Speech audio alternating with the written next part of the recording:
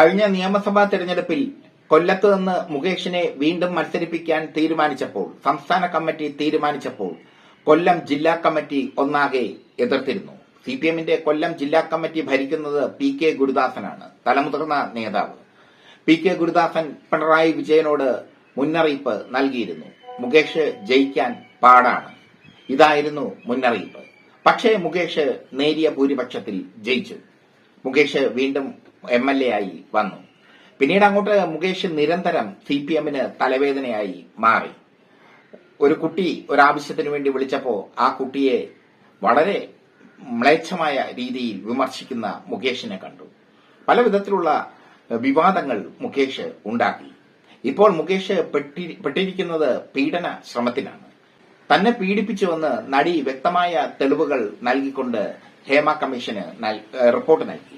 Hema commission report പുറത്തു വന്നതിന് പിന്നാലെ നടി നിയമപരമായ നടപടികളിലേക്ക് നീങ്ങി.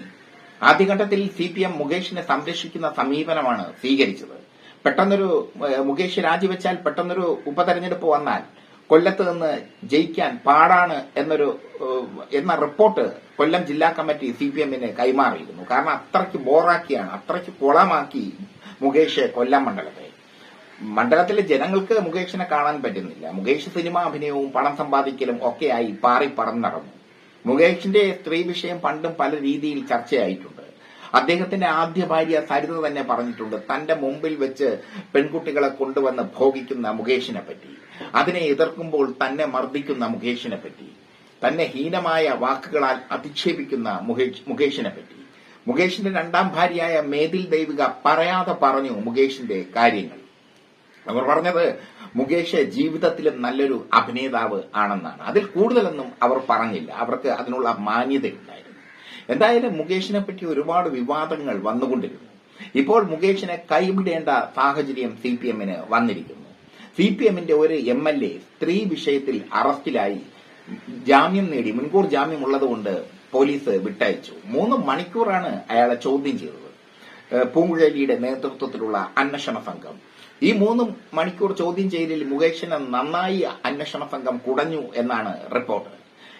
അതുകൊണ്ട് തന്നെ മുകേഷ് രാജിക്ക് ഒരുങ്ങുന്നു. സിപിഎം മുകേഷിനോട് രാജി ആവശ്യപ്പെട്ടു എന്നാണ് സൂചന. ഇനി മുകേഷിനെ വെച്ചുകൊണ്ടിരിക്കാൻ പറ്റില്ല. ഈ തീരുമാനത്തിൽ സിപിഎം എത്തിച്ചേർന്നിരിക്കുന്നു.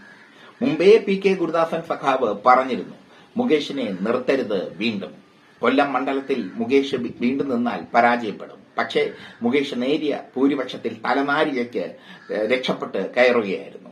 LDFന് അനുകൂലമായ ഒരു തരംഗമുണ്ടായപ്പോൾ മുകേഷ് ജയിച്ചു കയറിപ്പോയി. മുകേഷ് ജയിക്കുമെന്ന് അന്ന് ആരും പ്രതീക്ഷിച്ചിരുന്നില്ല രണ്ടാം തവണ.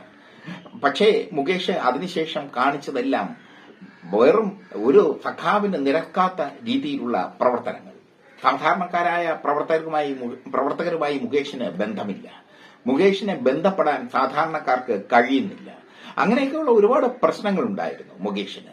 കൊല്ലത്ത് അവിടെ മുകേഷ് ഓഫീസൊക്കെ തുറന്നു വെച്ചിട്ടുണ്ട്. പക്ഷെ മുകേഷിനെ അവിടെയൊന്നും കിട്ടില്ല. മുകേഷ് സിനിമാ അഭിനയമൊക്കെ ആയി അങ്ങനെ പാറി പറന്ന് നടന്നു. മുകേഷിനെതിരെ ശക്തമായ ആരോപണമാണ് നടി ഉന്നയിച്ചിരിക്കുന്നത്. എന്തായാലും മുകേഷിനെ ഇപ്പോൾ സിപിഎം കൈവിട്ടിരിക്കുന്നു. മുകേഷിനോട് രാജിവെക്കാൻ സിപിഎം പറഞ്ഞിരിക്കുന്നു. മുകേഷ് രാജിവെക്കും എന്ന കാര്യം ഉറപ്പായിരിക്കുന്നു.